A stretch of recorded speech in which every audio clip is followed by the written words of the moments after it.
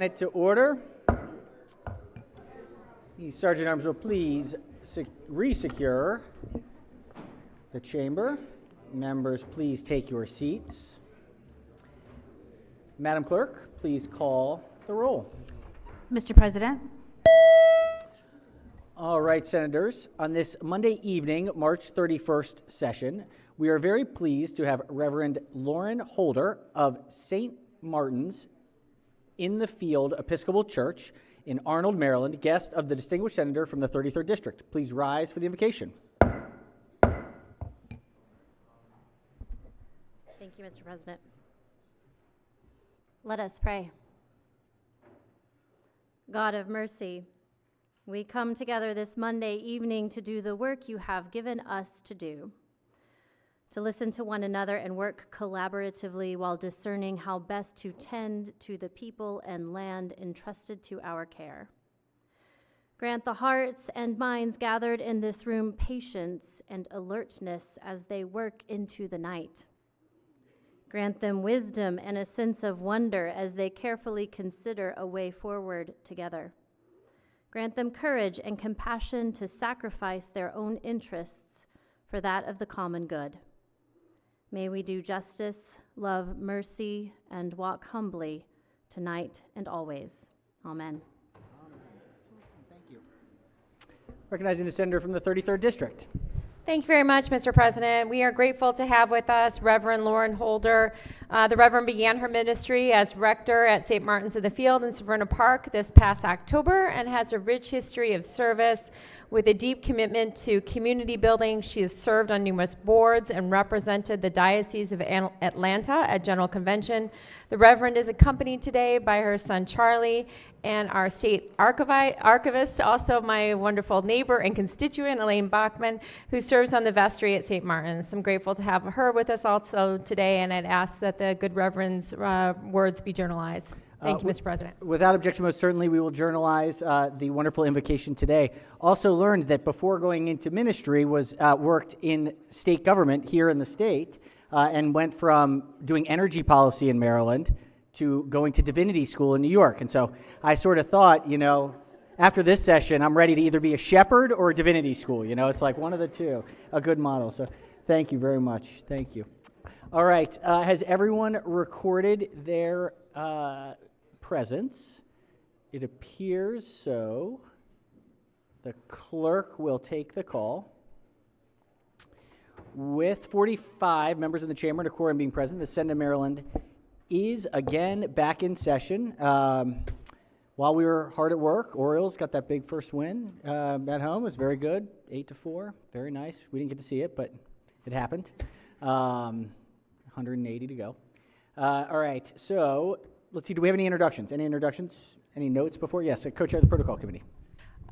Thank you, Mr. President. I'm also standing because the Anne Arundel County Commission for Women, I believe, is in the right above us, but they are celebrating their 50th anniversary this year. The commission is dedicated to enhancing the lives of women and girls in Anne Arundel County through advocacy, education, and empowerment.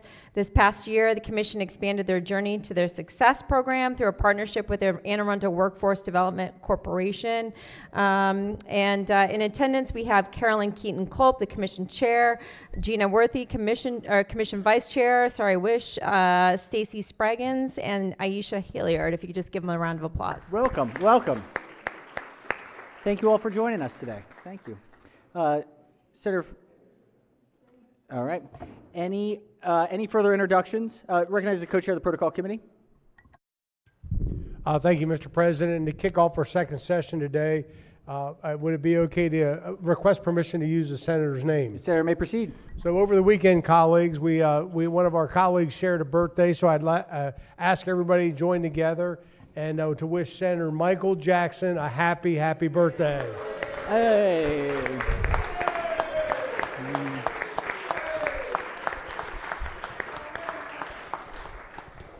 And also, it's the permission to use the senator's name. The senator may proceed. So I'd like to ask everybody to take a second. We have Senator, one. if we could just one quick moment.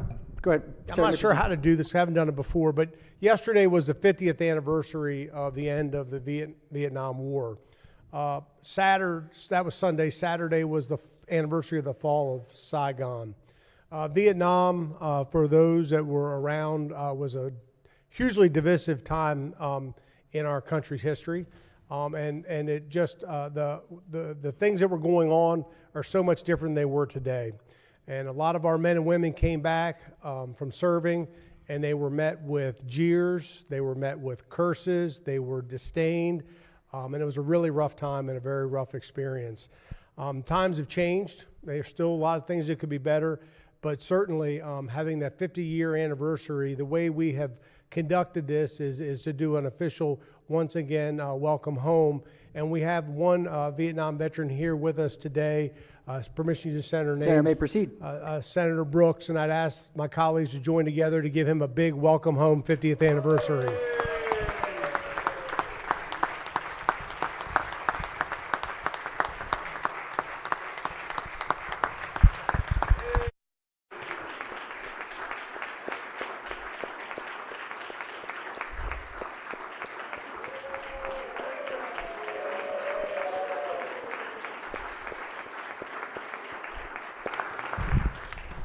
Recognize the chair of the Veterans Caucus. Thank you, Mr. President. You know, I'm not good at getting acknowledgments, but thanks, Senator. I really truly appreciate this. Yeah, and 50 years ago, the average age of the Vietnam vet was 19.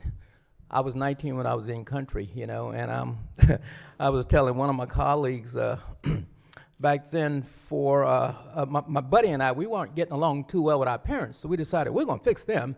So we went and joined on the buddy plan, thinking we're going to be together through basic, AIT, and station together.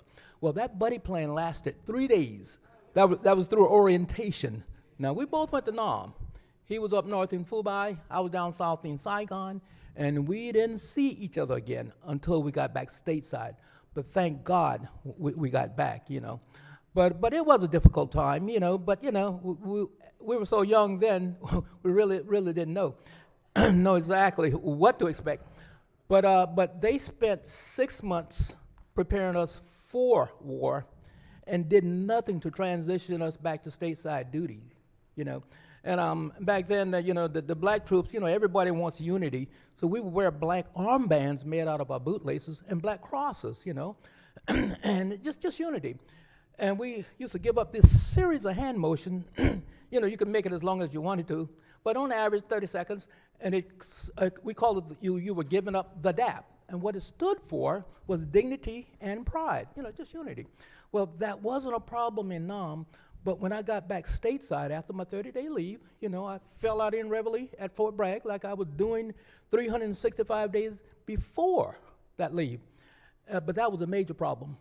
My CEO went up one side of me and down the other. Sergeant, that is not a part of your uniform. So he labeled me an F troop.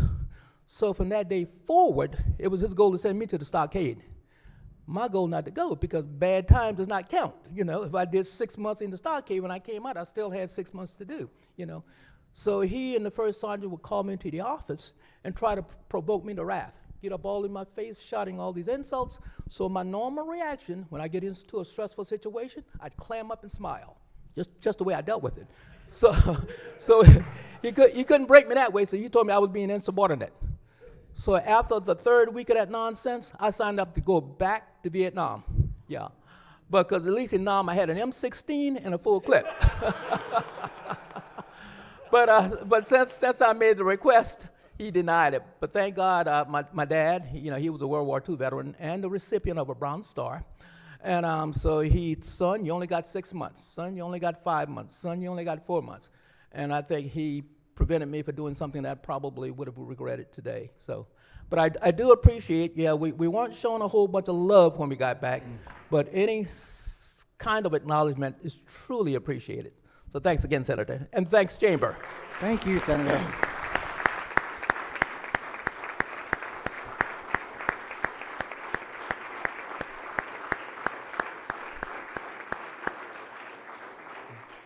Well said. Thank you for that reflection. Truly, that was pretty special.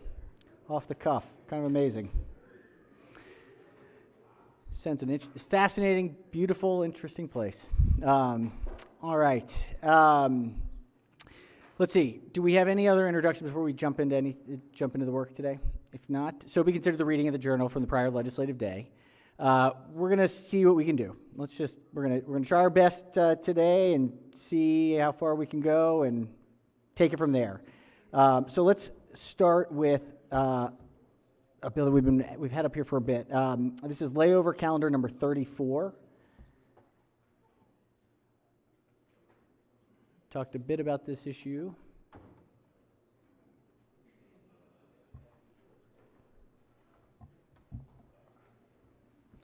Actually, do we want to start with the Senate? I'm sorry. Let's start with calendar number 35. It's a Senate. We'll start with the Senate bill first. Clerk will read the bill. Senate Bill 429, the President Excellence in Maryland Public Schools Act. Question is on the adoption of the 14 committee amendments and the favorable report. All right. Question is on the 14 committee amendments and the favorable committee report. On the committee amendments, any discussion? Any objections to the committee amendments? Without objection, the 14 committee amendments are adopted. Question now is on the amended report. Any discussion on the report? Recognize the senator from the 29th District.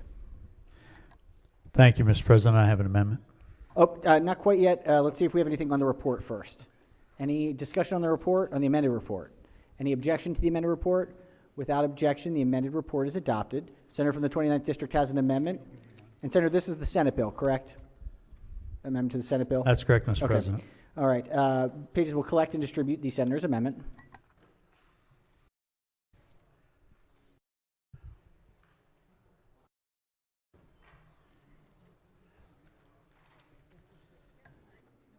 All right. Senator may explain the amendment. Thank you, Mr. President. Colleagues, since the passage of the blueprint, I've been concerned about how we ensure that there is accountability for student outcomes under the plan. I am particularly concerned when I heard testimony from MSDE and the state superintendent this year that there are, in her words, questions and concerns about the technical soundness of our state's assessments and their alignment to the state accountability system. Her words, there were questions and concerns about the technical soundness of our state assessments and the alignment to the state accountability system. I am not sure how we are supposed to measure the results of the blueprint if we don't have reliable assessments. And so this amendment is intended to ensure that we have a consistent method of measuring that data before we continue to move forward with the blueprint. This amendment requires that the Accountability and Implementation Board to develop and the State Board of Education to approve metrics to measure student outcomes that are directly related to programs under the blueprint for Maryland's futures.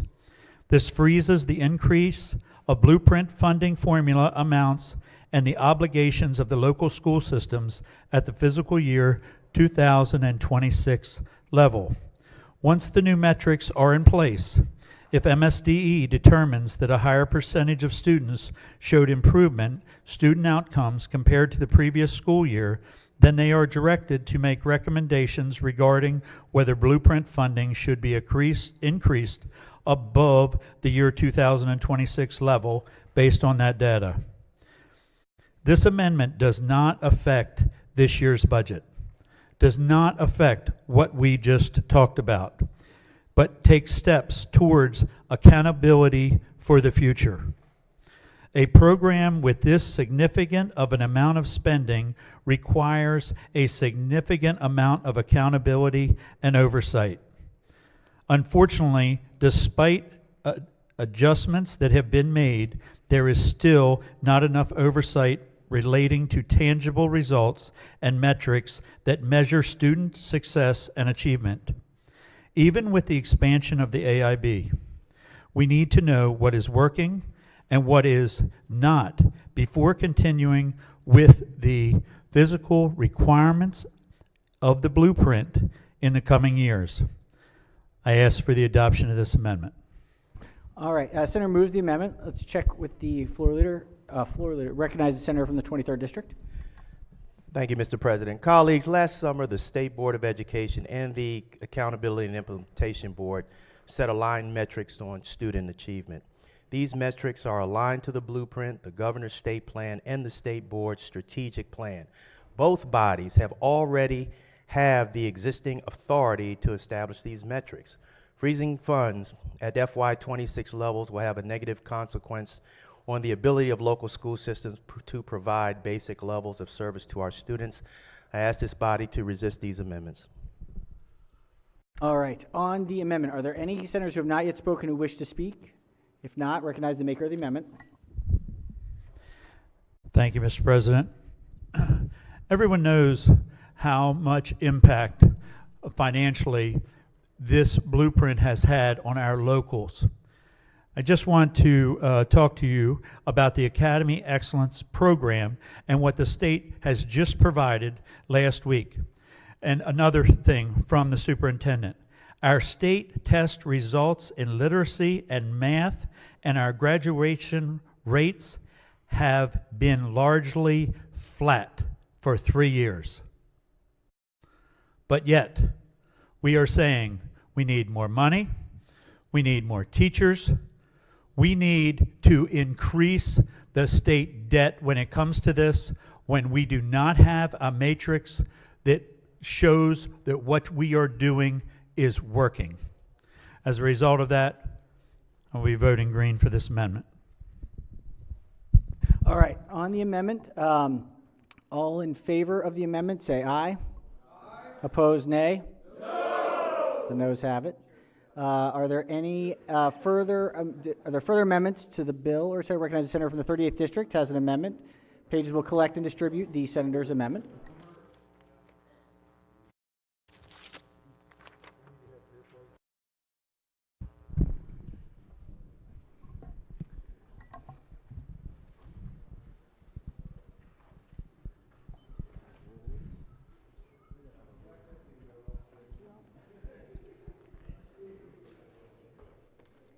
Senator may explain the amendment. Thank you, Mr. President. We've had a discussion this afternoon about the local school superintendents and the recommendations they've made and the thoughtful approach they've taken.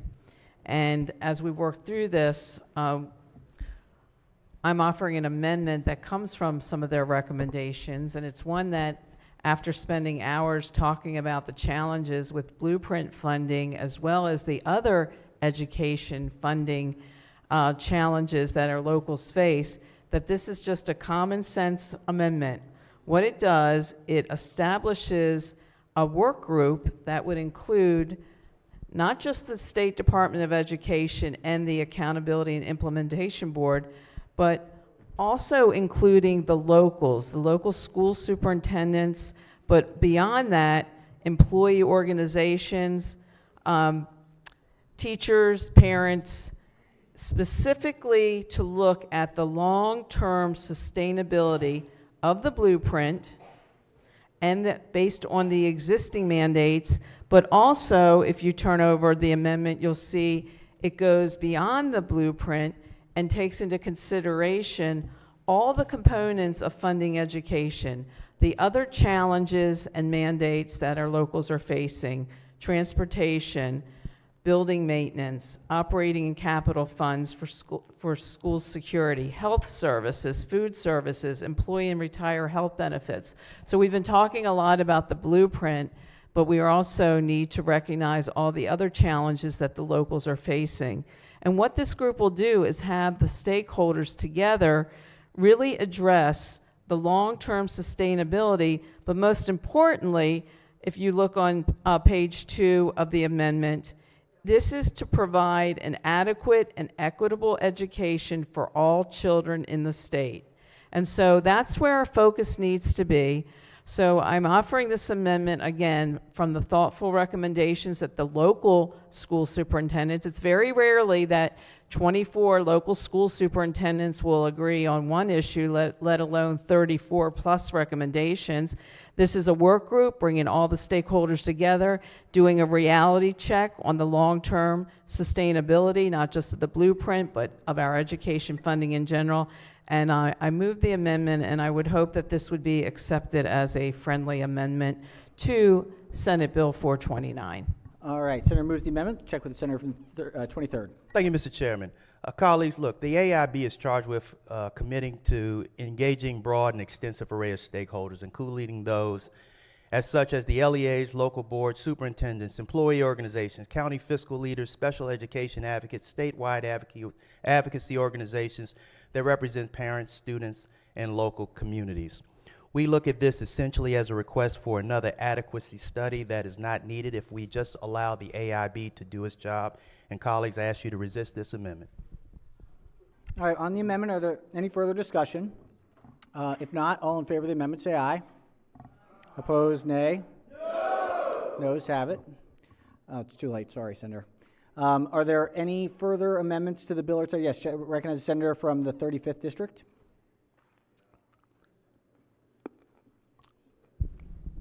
Pages will distribute the senator's amendment.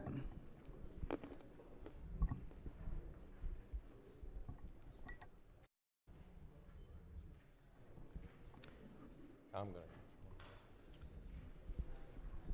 Senator may explain the amendment. Thank you, Mr. President. As we've debated a lot about the Kerwin plan earlier today in the budget process, I wanted to bring something to the attention of the body that is above and beyond Kerwin. As we look, we set up this 10-year Kerwin plan. It had different things in it. This is something brand new added this year at extra cost above Kerwin. We've established, you know, the economic difficulties we're having a lot because of Kerwin. Well, this adds some new programs, and the amendment would delete those new programs. One of them, the biggest, is the Academic Excellence Program. What this would do is basically get teacher coaches, an extra 200 of them, into the classrooms to teach these teachers and give them some mentorship and so forth. But it's at a cost of starting at $17 million. This is above and beyond Kerwin, and going up to like $50 million a year as we move forward. So when we're already struggling to pay for the bill for Kerwin, this adds all that on top of Kerwin. So I think that's not fiscally responsible. Also, I'm not sure if this is the magic wand that everybody thinks it is, that we hire all these coaches and now we're going to have all these extra teachers. I would rather see that funding go back to the LEAs and let them hire. I think in committee it was brought out that these coaches would make like $120,000 each. By my quick math, that would be 2 teachers for every coach that we could pay for by this funding. So I would ask for a recorded vote on this and like to push the amendment. Thank you, Mr. President. Thank you, Senators. Move the amendment. Hear from the senator from the 23rd. Thank you, Mr. President. First, let me address these coaches. Oh, okay.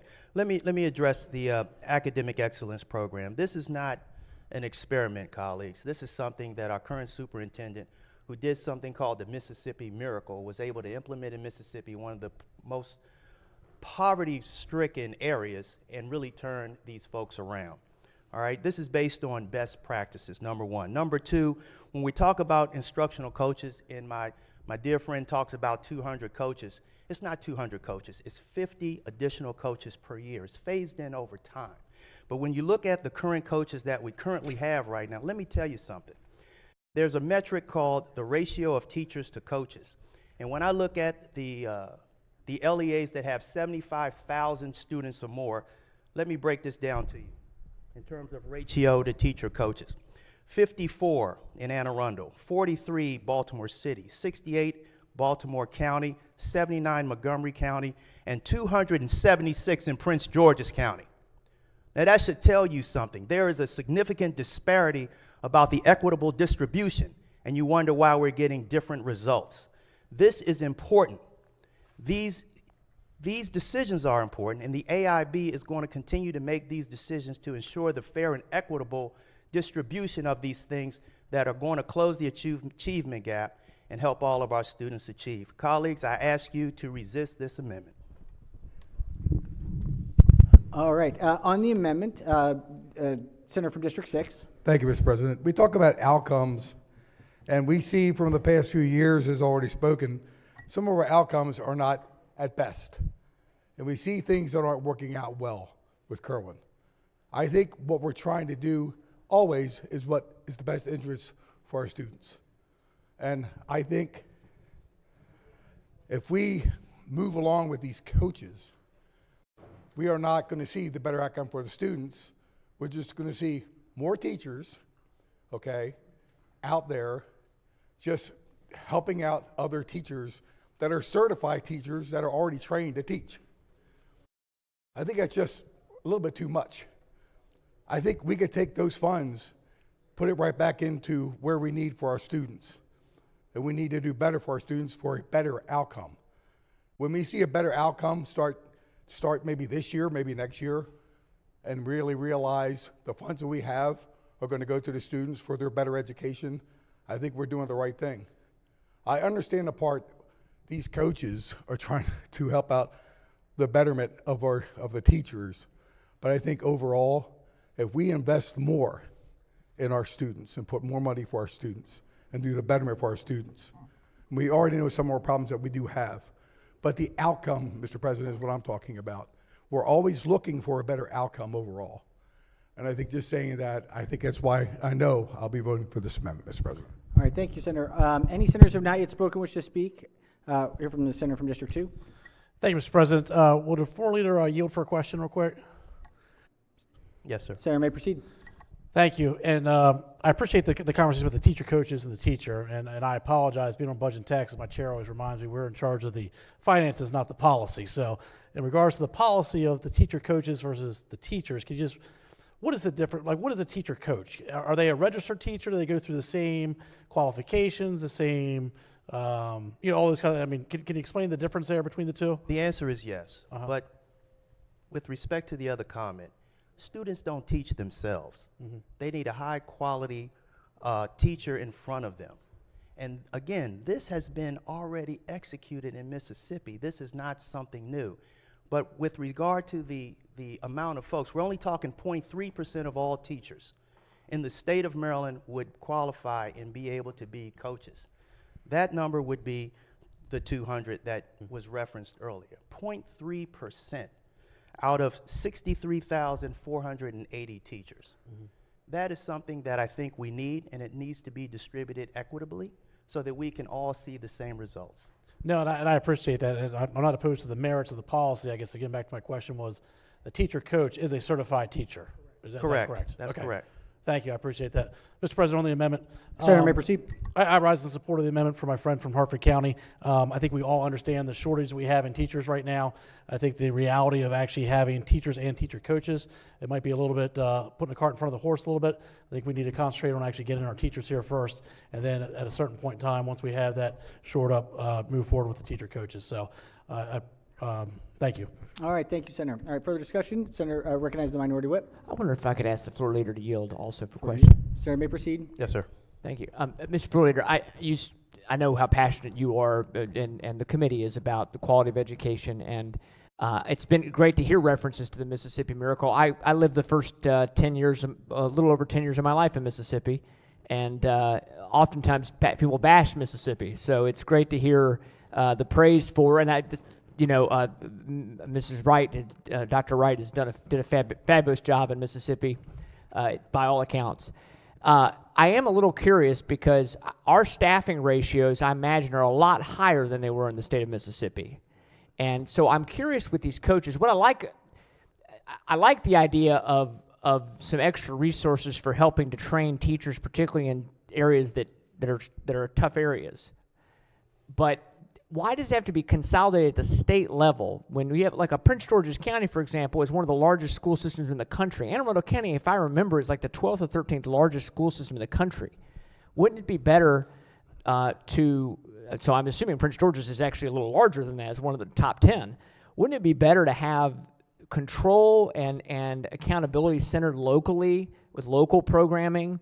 Certainly MSD still oversees it all, but do you understand what I'm asking? I mean, why are we adding this spending for this? It just seems like a lot more bureaucracy at the state I understand level. the bureaucracy, but that is why we're getting disparate results across the state, because each local is implementing them in an ad hoc fashion. This provides sustainability, and this provides consistency, and this is going to be only going to our schools in most need, those at concentration of poverty. Okay, when Mr. President, when the term it's being applied ad hoc, what's being applied right now ad hoc? Are there training programs now, but they're not being applied evenly in, say, a Baltimore County or a Prince George's County? Or I'm trying to understand where the gap is that this is filling, I guess, is my... All you have to do, Mr. President, is look at the results. We rank our school systems every day, every month, every year, and we want to say that this school is better than this school is better than that. Number one, there is no way you can equate Prince George's County with Kent County that has 4 schools. You just cannot do that. So we need a better way of trying to engage in criteria that creates success. The way we do that is creating a standard, not at the LEA level, but at the state level. And the state level is very, very important because it creates the consistent standard. That's what we're trying to do. We create a standard at the state level, then we have a metric that the AIB can judge efficiency and effectiveness. So the standard would be set at the state level for what school systems are not meeting the goals that would then get extra coaching help for the teachers? Is that how that's going to be implemented? The answer is yes. Okay. Thank you very much for the answers. Mr. President, I am going to support the amendment because I think it's well-intentioned to want to have additional training resources and coaching, but again, a lot of times the struggle counties are having is financial in some ways, but also with where we're sitting as a state, I think the blueprint bill that this is looking to try to slow down a little bit, as we talked about earlier today, which is a good thing. I don't know that it slows down maybe as much as it should, but it's slowing down some. But then adding in a new program with more employees at the state level, I just don't know that that makes sense for where we are right now. I'm not questioning the intention, certainly not questioning the intention of the superintendent, who I think is bringing a real breath of fresh air. But I think the gentleman's amendment from Harford County is appropriate because this seems like a next year thing. We ought to come back and see how things are going because we're financially in a lot of difficult situations. So I support the amendment, and my vote will be green. All right. Thank you, Senator. On the amendment, recognize Senator from the 34th, the maker of the amendment. Thank you, Mr. President. I'm sorry, Senator. I didn't realize. Senator from the 32nd and has not yet spoken. Sorry. Thank you, Mr. President. Will the floor leader yield, please? Senator may proceed. Yes. Thank you, Mr. Floor Leader. You've done a really great job, I think, describing why these are so important. But how long does the average new teacher stay before they decide to leave the profession? 5 years. 5 years. So they come out of college, and they may even get their master's degree, and they go into this classroom of maybe 30 or 35 kids.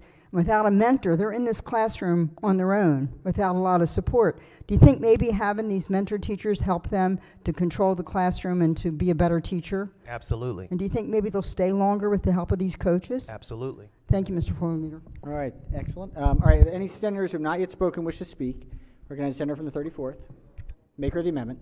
Thank you, Mr. President. When I first started my first bite of the apple, I forgot to do the what you're supposed to do, where talk about getting the amendment to the floor leader ahead of time, and because of our budget stuff earlier, I did not get that done. So I'm glad as good a job as he's done fighting this amendment. I'm kind of glad I didn't get it to him that early because he's done a terrific job.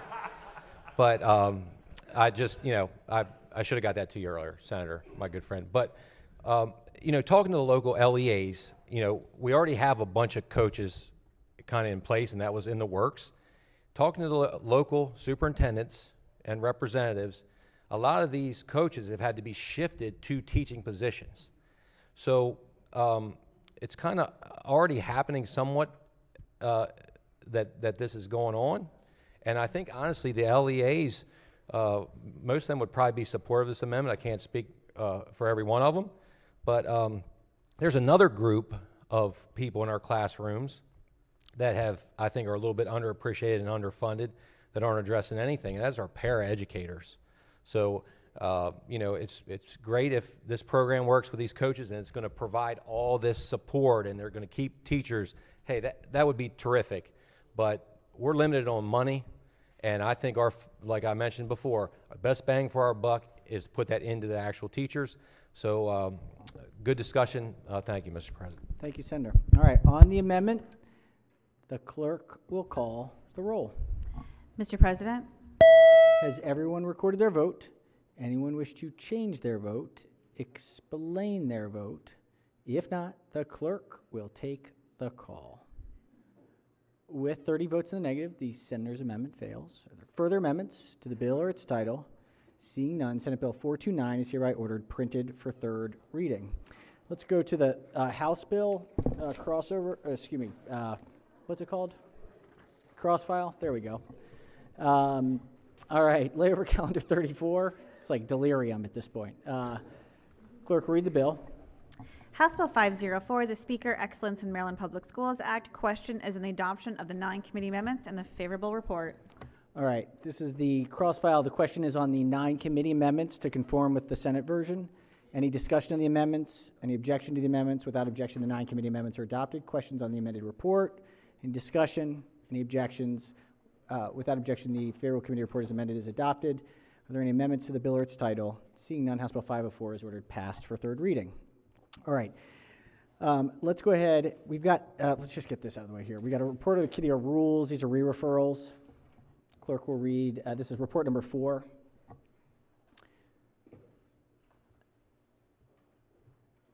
Clerk will read the report. Rules report number 4. These are all bills that will be, without objection, being re-referred to their appropriate standing committees. We have a full report from the Committee on Rules. This is report number 3. Clerk will read the bill. Senate Bill 784, the President Annual Corrective Bill, favorable. All right, recognizing the Chair of the Rules Committee. Thank you very much, Mr. President. The committee had a chance to look at these technical corrections. We heard from the Department of Legislative Services, and there were, again, this is an annual bill that they just go through and make very technical changes to the code, and I move for a favorable adoption of the report. All right, floor leader moves for the adoption of the favorable committee report. Any discussion?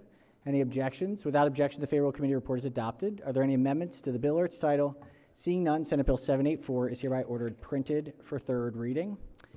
Let's go to report number 34 out of Education, Energy, and the Environment.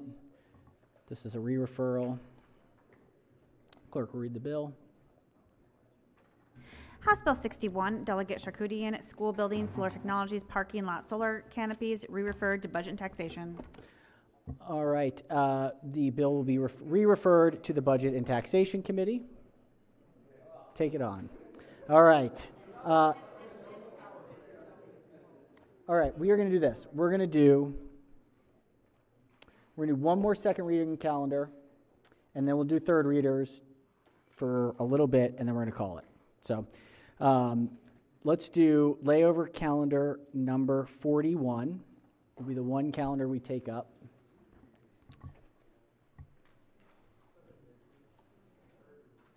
Clerk will read the bill.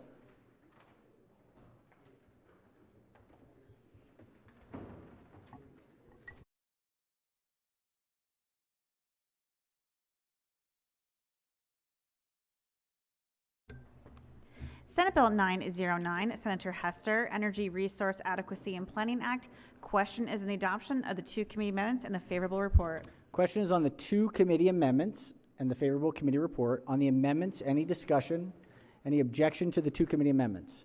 Without objection, the 2 committee amendments are adopted. Question now is on the amended report. Any discussion? Any objections?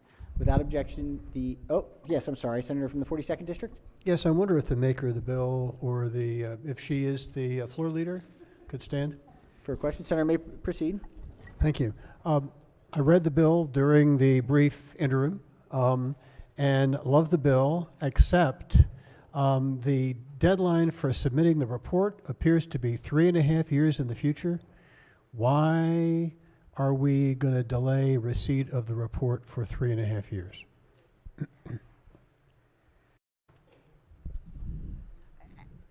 I would love to have it sooner, but the office needs to be set up.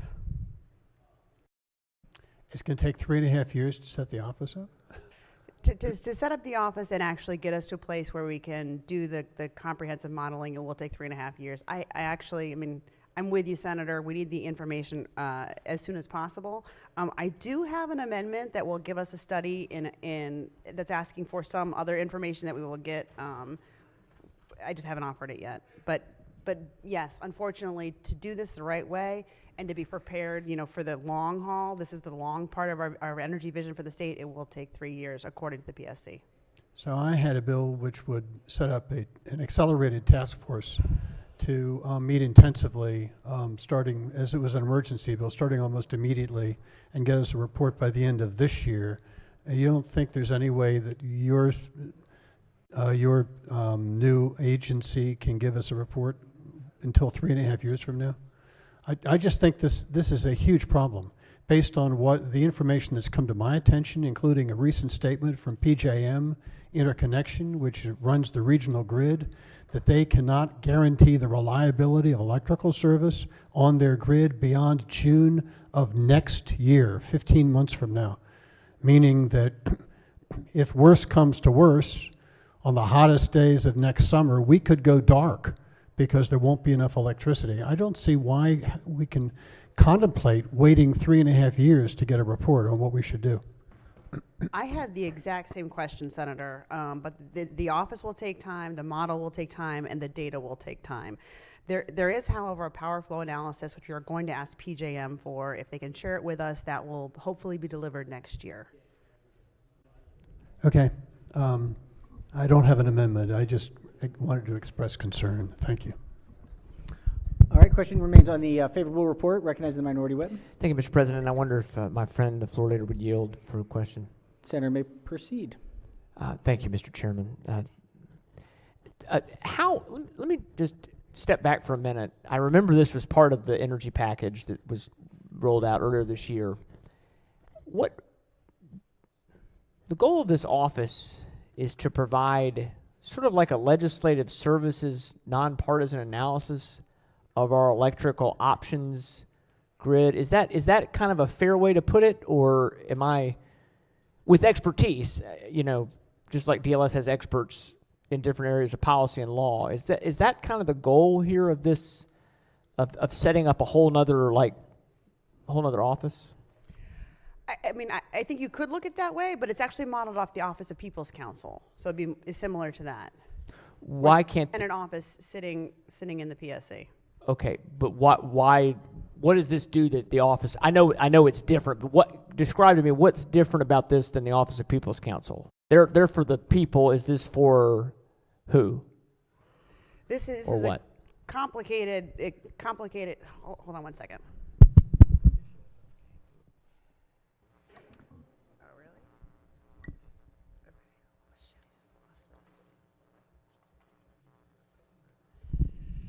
So you're talking about hiring like program managers, engineers, and economists, and IT folks like they have at PJM, but we've had trouble getting some data from them. So those are the kind of people that you have, which we don't have at the People's Council right now, nor do we have at DLS.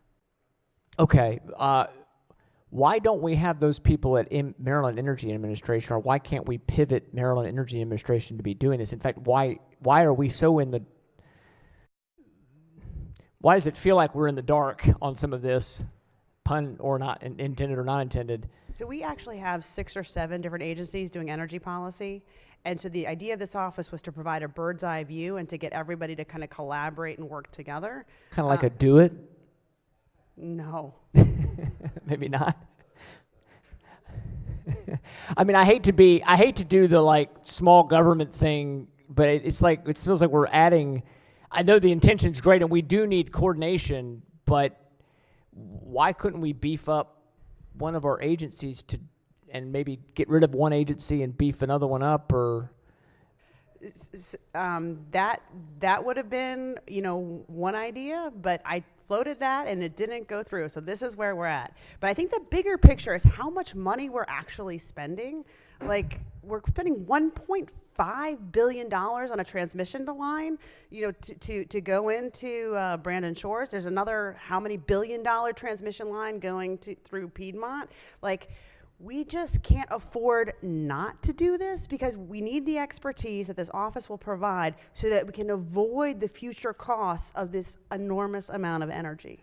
Well, as you know, I'm all for trying to figure out how we can avoid massive, expensive power lines running through our communities. So I'm with you there. I'm not quite sure I understand the nexus, because I understand the goal is to have information so that we can combat or have, impartial information to present when we hear from PJM, but having this is not going to change that we're part of a 13-state grid and we don't produce enough power here in the state. I know this is only a piece of, I know there's other bills, but let me ask this. How is this going to be, the fiscal note may have changed with the amendments, I don't know, but the fiscal note has like several $1 million of cost and then being reimbursed, being paid for at a special fund. Who's funding the special fund? It's being funded through, just like the Office of People's Counsel is, through the rate assessments that are leveraged by the PSC. So it's ratepayers will pay for this? Yes. Okay. But do you know how much that they're paying for, the reliability must run for Brandon Shores right now? A whole lot. Exactly. So That's why we shouldn't have put all our eggs in solar and wind and de-emphasized natural gas and coal. This bill will answer that question, though, Senator. It will look at all of our energy portfolio and figure out what is the most cost-effective way to do that. Thank you. I appreciate it. I appreciate the answers. Thank you. Mr. President, I think the time maybe would have been when we were running headlong into unwise energy policies and feeding into a national movement to try to make it unprofitable for companies to have holdings that were those evil fossil fuels. But that's another rant for another day. I'm just concerned I echo my colleague from District 42. We obviously are very passionate about figuring out how we can get our energy grid and energy policy on track so we're not having massive power lines. So I want to like this, but I'm just concerned about the whether this is going to really do a whole lot. But I appreciate the answers. Thank you, Mr. President. All right, thank you, Senator. All right, on the favorable report is amended. Recognize the minority leader. Thank you very much, Mr. President. The floor leader, just continue to yield. Senator may proceed. Thank you. I think my colleague asked a number of good questions about trying to combine a number of different groups together and get one real office that can evaluate our energy concerns. And I think it's off to a noble start, and hopefully it does come together with what you're intending. I think we would all need to see that. I would agree with the senator from District 42. It seems to be a long time before we really get this office set up. And to your point, this is urgent. And, we would have liked better guidance on whether Brandon Shores and Wagner closed down and what are the results of them closing down. And obviously there's two results. There's the RMR and there's this huge transmission project as well too.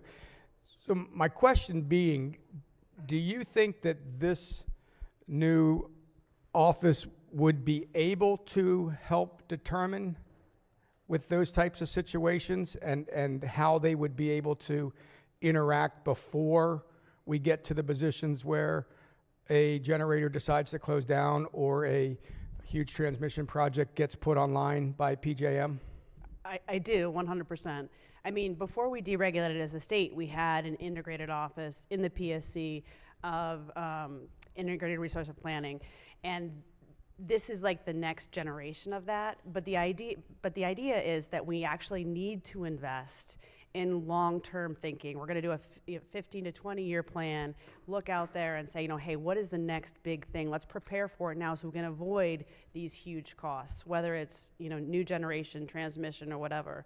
You know, the fact that we were doing studies that were kind of blind to the fact that the data centers were coming, I mean, we've missed a lot of steps along the way. And quite frankly, I don't think we can wait any longer to invest in having this kind of capacity in the state of Maryland. Doesn't mean that we shouldn't ask for results, some kind of study sooner, which is what I have an amendment that I will offer that we'll do. But I think this is a wise investment, and we cannot afford to wait and have spending this much money on large transmission projects and other things. Right, and I would certainly agree with that. You know, again, we do have a Maryland Department of Energy, or MEA, Energy Administration, and we would think that they maybe should have been responsible for some of these, and I'm not going to put a lot of blame on it. I think some things happened that wasn't their charge. You know, their charge more is to look at energy efficient programs and to give out a lot of grants and do things, but there's really hasn't been an Office of Energy Policy. Would you consider this strategic office to be more the group that would assist us with energy policy?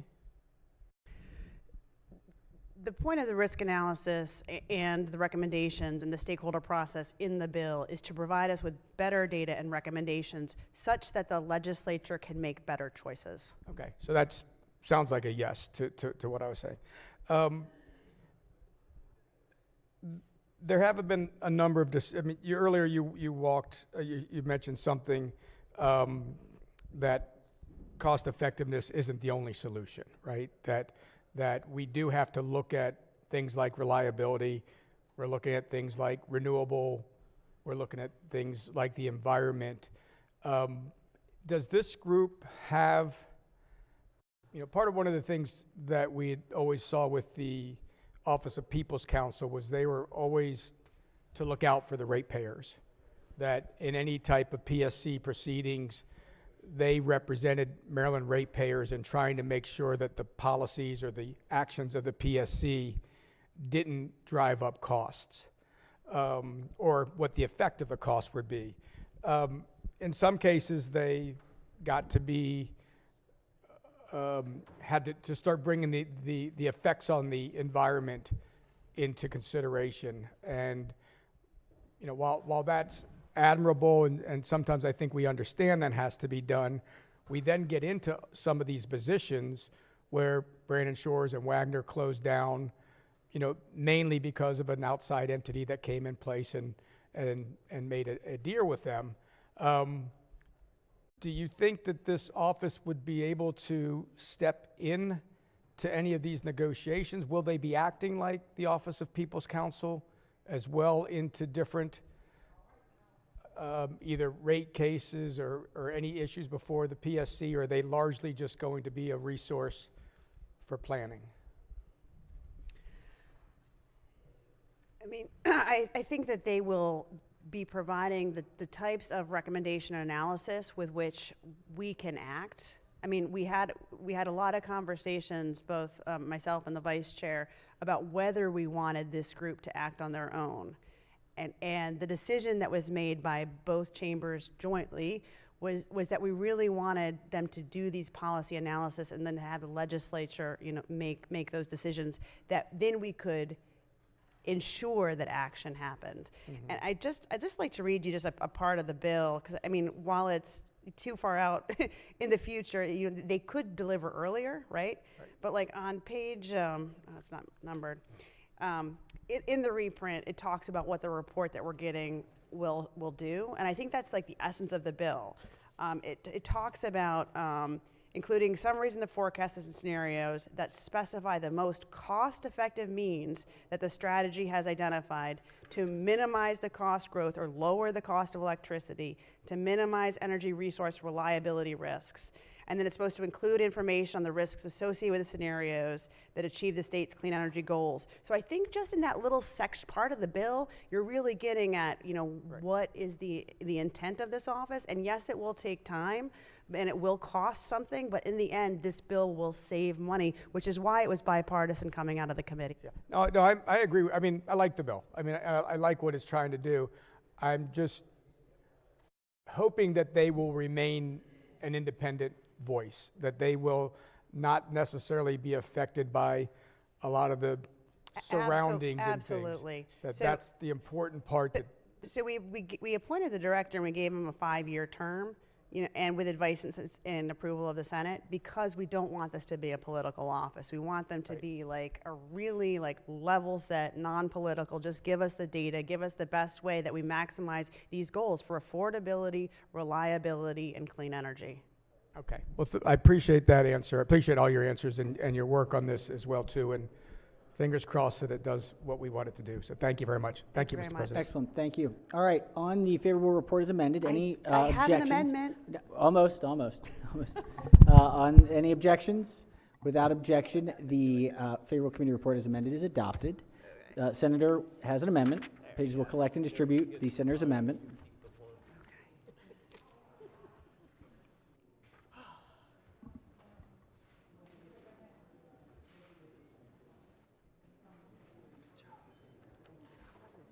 Senator may explain the amendment. Although, Thank you, Mr. President. Colleagues, hopefully this will address the good senator's concerns. Really what we're trying to do is to take the information that we have from the Maryland Energy Administration and get them to request certain information around the power flow analysis from PJM, and to make sure that we can use that in a timely manner. You'll notice that it says on or before January 1st, 2026. And then if by chance that, and then it also asks for a report on the technical assistance that we have already requested from the National Renewable Energy Laboratories. We're getting 800 hours of technical assistance from them through MEA. They've been hard at work at that over the summer. And so hopefully with these two pieces of information, while we are setting up the office, we will get some of all of our questions answered on resource adequacy. And so with that, I would move the amendment, which we conceptually agreed to, but didn't have drafted in time in committee. Thank you. all right, Senator moves the amendment. Senator from the 42nd has a question on the amendment. Thank you, Mr. President. I just quickly took a look at the amendment. It talks about a power flow analysis. That's a term that's unfamiliar to me. Could the flow leader please explain what a power flow analysis is? At a super high level, we're talking about the power coming through these transmission lines and how much power that will be.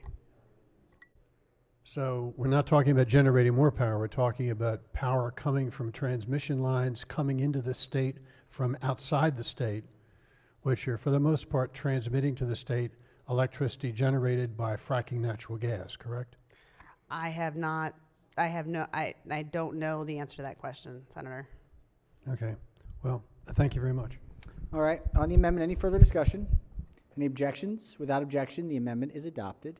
Are there any further amendments to the bill or its title? Seeing none, Senate Bill 909 is hereby ordered printed for third reading. All right, Madam Secretary, could we please ring the bells? This is one of those moments you do a little shake, all right, lock in.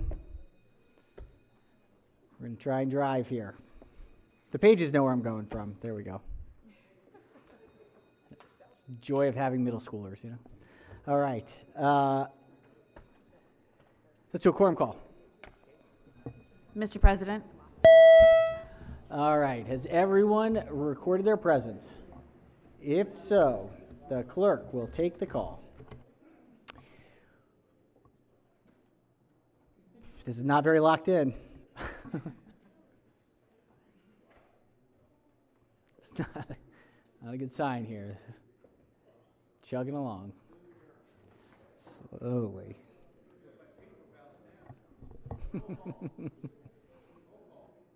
Well, all right, there it is. With 47 members in the chamber and a quorum being present, the Senate of Maryland remains in session. We're going to go, let's start with these Senate bills. Senate third reading calendar 54. Clerk will read the first bill. Senate Bill 382, Senator Kagan, Consumer Protection Right to Repair Powered Wheelchairs. Senate Bill 382 is on third reading for final passage. Any discussion? If not, clerk will call the roll. Mr. President, Has everyone recorded their vote? Anyone wish to change their vote, explain their vote? If not, the clerk will take the call. With 46 votes in the affirmative, Senate Bill 382 having received a constitutional majority is declared passed. Clerk will read the next bill. Senate Bill 407, Senator Bidel, State Board of Nursing, Advanced Practical Nursing, Licensure and Specialty Certification, Reciprocity Discussions, Maryland Border State Advanced Practice Nursing Act. Senate Bill 407 is on third reading, final passage. Any discussion? If not, clerk will call the roll. Mr. President, Has everyone recorded their vote? Anyone wish to change their vote, explain their vote? If not, the clerk will take the call. With 47 votes in the affirmative, Senate Bill 407 have received a constitutional majority is declared passed. Clerk will read the next bill. Senate Bill 632, Senator M. Washington, Correctional Services, Comprehensive Rehabilitation, Pre-Release Services, Female Incarcerated Individuals, the Monica Cooper Pre-Release Act. This is an emergency bill.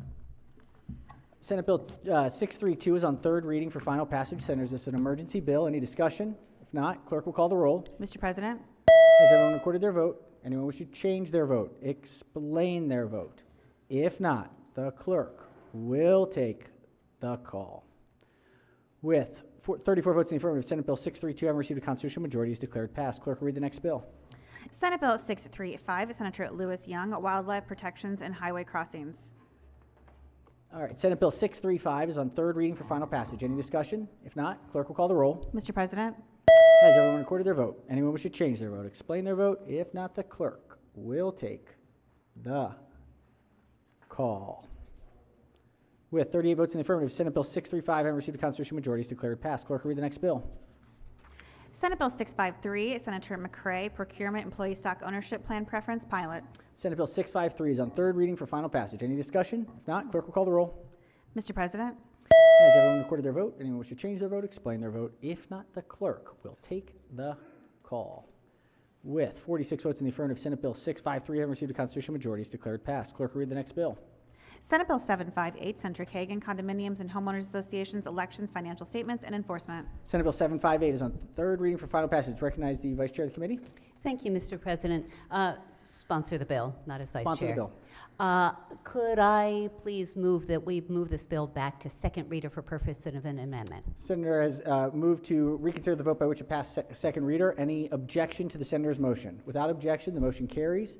The bill is back before us, subject and open to amendment. Senator has an amendment that pages will distribute.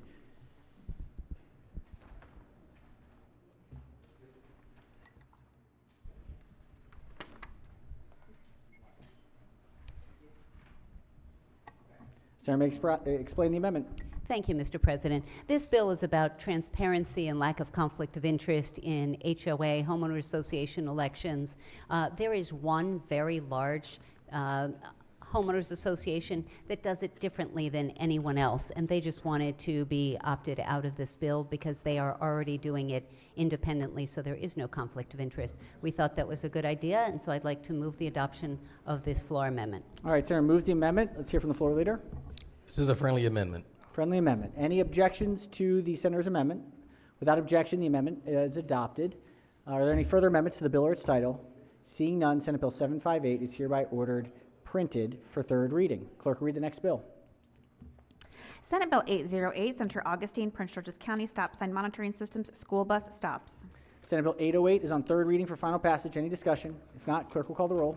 Mr. President, Has everyone recorded their vote? Anyone wish to change their vote? Explain their vote? If not, the clerk will take the call. With 36 votes in the affirmative, Senate Bill 808 having received a constitutional majority is declared passed. Clerk will read the next bill. Senate Bill 921, Senator Guile, Health Insurance, Step Therapy, or Fail First Protocols, Drugs to Treat Associated Conditions of Advanced Metastatic Cancer. Senate Bill 921 is on third reading for final passage. Any discussion? If not, clerk will call the roll. Mr. President, Has everyone recorded their vote? Anyone wish to change their vote, explain their vote? If not, the clerk will take the call. With 47 votes in the affirmative, Senate Bill 921 having received a constitutional majority is declared passed. Clerk will read the next bill. Senate Bill 975, Senator Lamb, Health Insurance Coverage for Specialty Drugs. Senate Bill 975 is on third reading, final passage. Any discussion? If not, clerk will call the roll. Mr. President, Has everyone recorded their vote? Anyone wish to change their vote, explain their vote? If not, the clerk will take the call.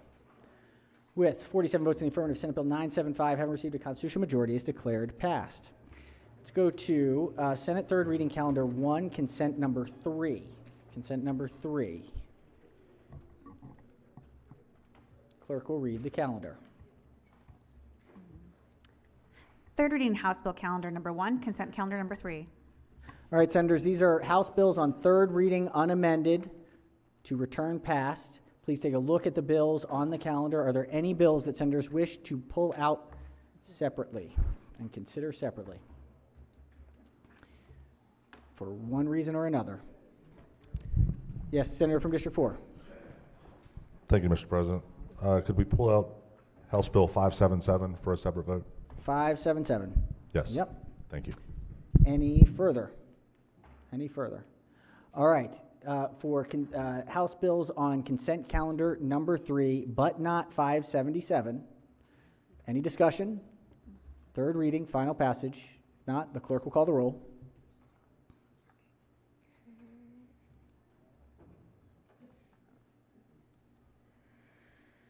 Oh, we can't remove. Oh. We're having a technical. No.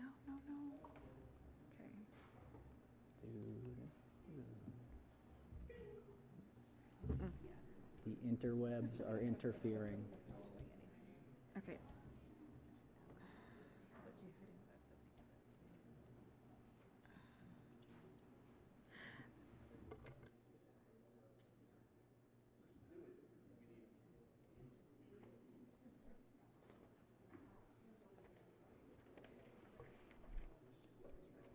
This is the skibbity of lock-in.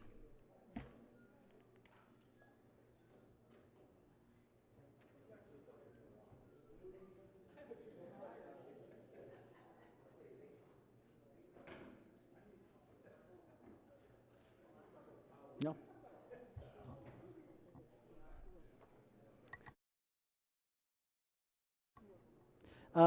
Would like to request that we do House Bill 11 in a separate one as well. All right, excellent. All right. So this would be third reading calendar number 3, not including number 11 or 577.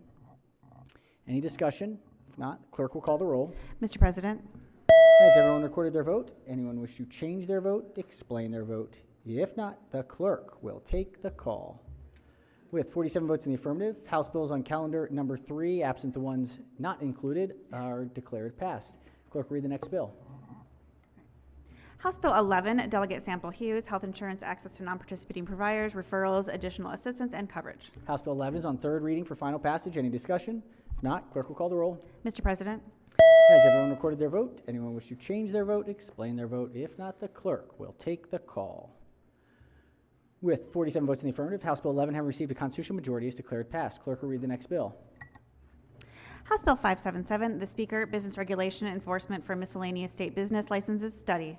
House Bill 577 is on third reading for final passage. Any discussion? If not, clerk will call the roll. Mr. President. Has everyone recorded their vote? Anyone wish to change their vote? Explain their vote. If not, the clerk will take the call. With 39 votes in the affirmative, House Bill 577, having received a constitutional majority, is declared passed. Let's go to consent number 4. Clerk will read the calendar. Third reading House Bill calendar number 2, consent calendar number 4. All right, this is number 2, consent 4. These are House bills, third reading, unamended. Take a look. Any bills to take up separately? If not, third reading, final passage. Clerk will call the roll. Mr. President. Has everyone recorded their vote? Anyone wish to change their vote? Explain their vote. Mr. President. Yes, recognize the senator from the 4th District. Before we call this, I was trying to find it real quick in my pamphlet. Would it be possible to call, to remove HB 288, please? Technically, it is too late because the vote has been called, but we'll I appreciate utilize some that. discretion.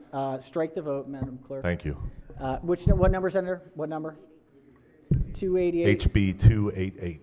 288. If we could please pull 288. Okay. All right. On consent calendar number 4, absent House Bill 288. Any discussion? Third reading, final passage. Clerk will call the roll. Mr. President, Has everyone recorded their vote? Anyone wish to change their vote, explain their vote? If not, the clerk will take the call. With 47 votes in the affirmative, House bills on consent calendar 4 having received a constitutional majority is declared passed, or are declared passed. Clerk will read the next bill. House Bill 288, Chair, Environment and Transportation Committee, Maryland Transportation Authority, tolls, fees, and other changes, temporary adjustments. House Bill 288 is on third reading, final passage. Any discussion? If not, clerk will call the roll. Mr. President, Has everyone recorded their vote? Anyone wish to change their vote, explain their vote? If not, the clerk will take the call. With 40 votes in the affirmative, House Bill 288, having received a constitutional majority, is declared passed. Let's go to number 5. Clerk will read the calendar. third reading House Bill calendar number 3, consent calendar number 5. All right, these are House bills unamended, third reading, final passage. Any bills that senators wish to separate out? Yes, President. Senator from District 4. HB 268 268 will be separated out. and HB 345. 268 and 345. 268, 345. Those will both be separated. Any further? Any further? If not, on the remainder, on consent number 5, clerk will call the roll. Mr. President, Has everyone recorded their vote? Anyone wish to change their vote, explain their vote? If not, the clerk will take the call. With 47 votes in the affirmative, House bills on consent calendar number 5 having received a constitutional majority are declared passed. Clerk will read the next bill. House Bill 268, Delegate Tricoudian, Hospitals Financial Assistance and Collection of Debt Policies. House Bill 268 is on third reading for final passage. Any discussion? If not, clerk will call the roll. Mr. President, Has everyone recorded their vote? Anyone wish to change their vote, explain their vote? If not, the clerk will take the call. With 42 votes in the affirmative, House Bill 268 having received a constitutional majority is declared passed. Clerk will read the next bill.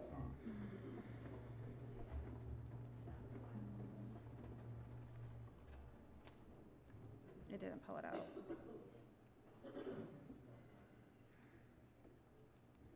We've worked this computer hard today, so it's fighting back. Oh, wait, nope. Nope, that's Senate bill. Wrong bill.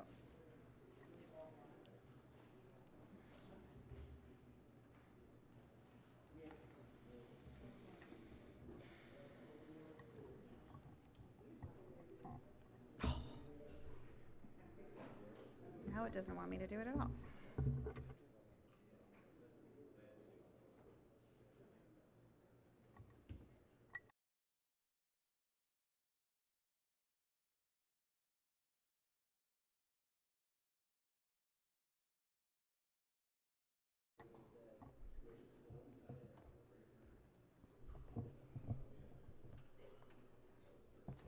All right. Clerk will read the bill.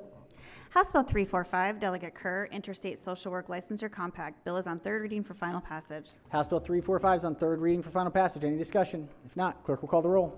Mr. President, Has everyone recorded their vote? Anyone wish to change their vote, explain their vote? If not, the clerk will take the call. With 47 votes in the affirmative, House Bill 345 having received a constitutional majority is declared passed. Consent calendar number 6. Number 6. Clerk will read the calendar. third reading House Bill calendar number 4, consent calendar number 6. All right, Senators, third reading, final passage. Recognize Senator from District 4. Mr. President, Yes? dare I say one more time, HB, a lot of those sixes, 666. Triple six. Okay, got it. All Thank right, you. 666. Okay, yes, Senator from Montgomery County. Mr. President, would you please separate out House Bill 723? 723, 723. Any further? Any further? If not, on all bills absent those two, on number 6, third reading, final passage. Clerk will call the roll. Mr. President, Has everyone recorded their vote? Anyone wish to change their vote, explain their vote? If not, the clerk will take the call. 47 votes in the affirmative, House bills on consent calendar number 6 have received a constitutional majority or declared passed. Clerk will read the next bill. House Bill 666, Delegate Woods, Maryland Medical Assistance Program and Health Insurance Required Coverage for Calcium Score Testing. House Bill 666 on third reading, final passage. Any discussion? If not, clerk will call the roll. Mr. President, Has everyone recorded their vote? Anyone wish to change their vote? Explain their vote. If not, the clerk will take the call. With 42 votes in the affirmative, House Bill 666 having received a constitutional majority is declared passed. Clerk will read the next bill. House Bill 723, Delegate Kerr, State Board of Dental Examiners, applicants licensed or certified in another state. Yes, Mr. President, I have an amendment. Senator has an amendment. Pages will collect and distribute the senator's amendment. Give us just a moment to get it onto the board.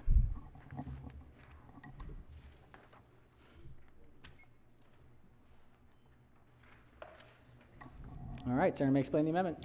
Thank you, Mr. President. With the adoption of this amendment, this bill will be in the same posture as the Senate cross-filed coming back from the House, and the amendment provides a very important direction to the Department of Health to develop a plan for temporary or permanent authorization to practice health occupations in the state for federal employees who are finding themselves out of work.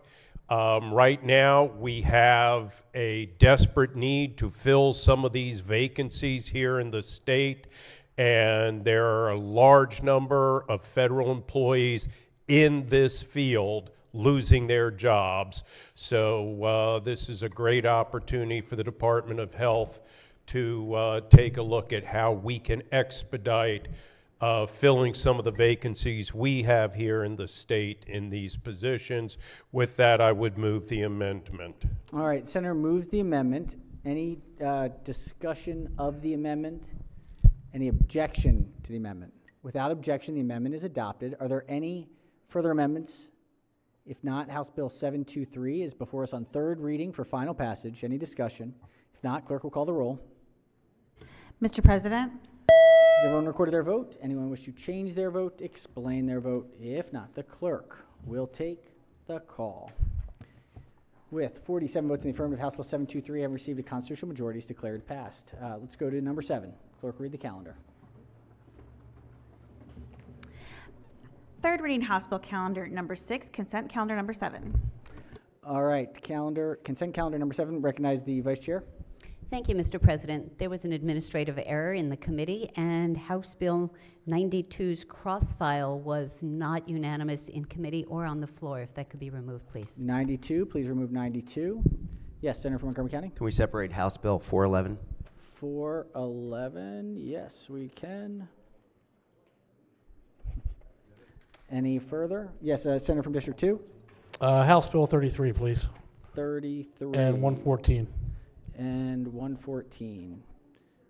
All right, let's make sure we have it all. Madam Clerk, we had 33, 92, 114, and 411.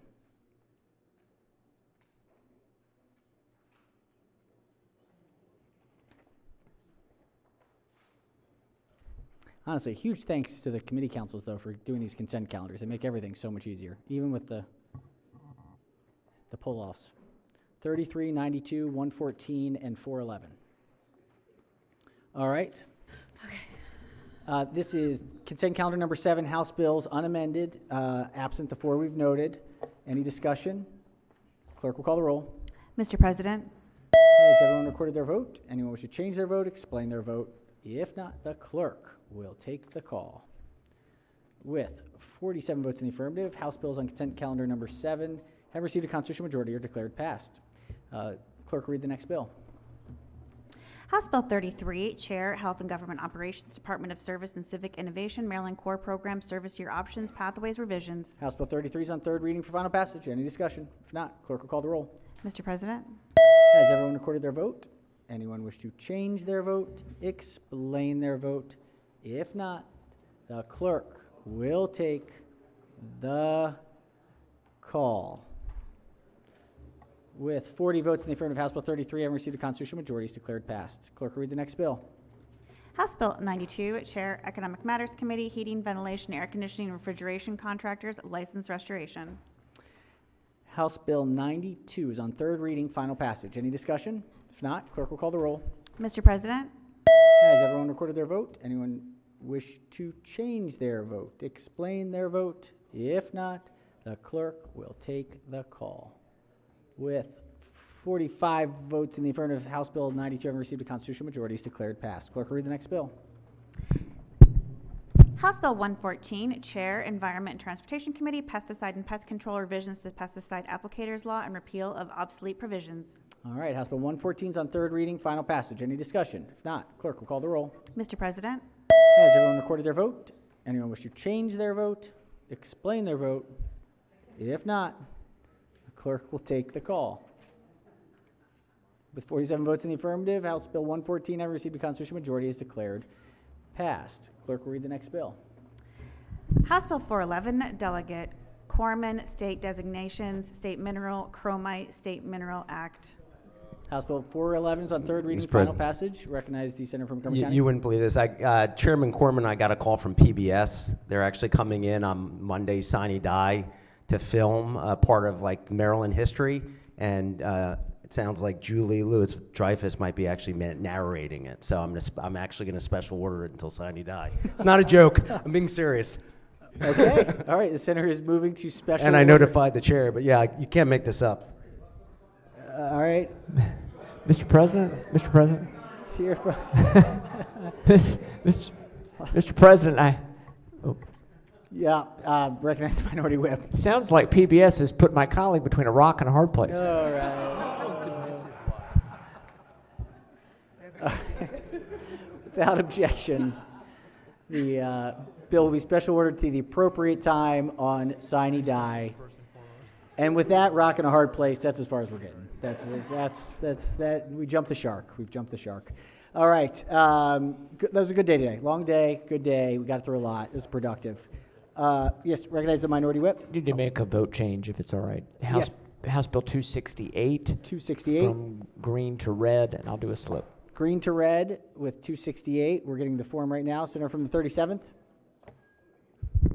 House Bill 263 from green to red. 263. 263, green to red. Any objections? Without objection, so ordered. Senator from the 29th.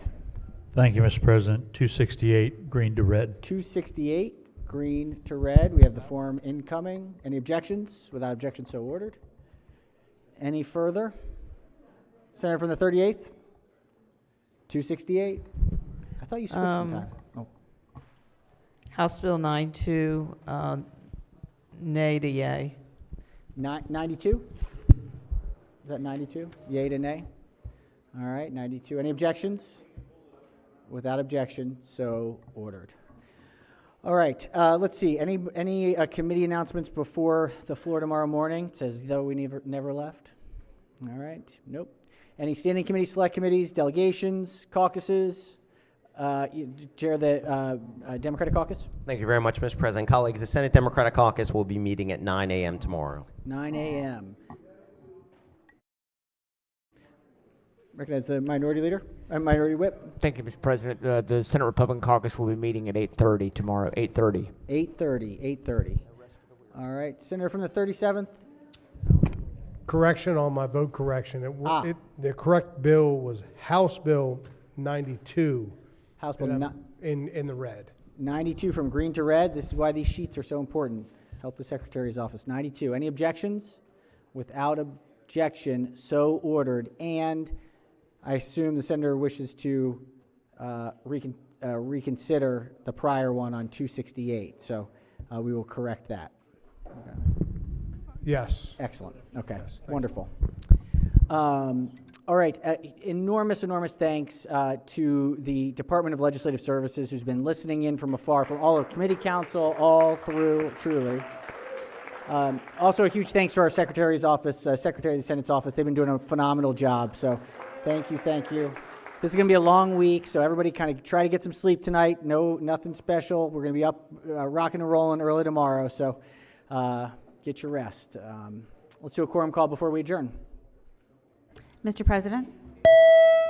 Has everyone recorded their presence? If so, the clerk will take the call.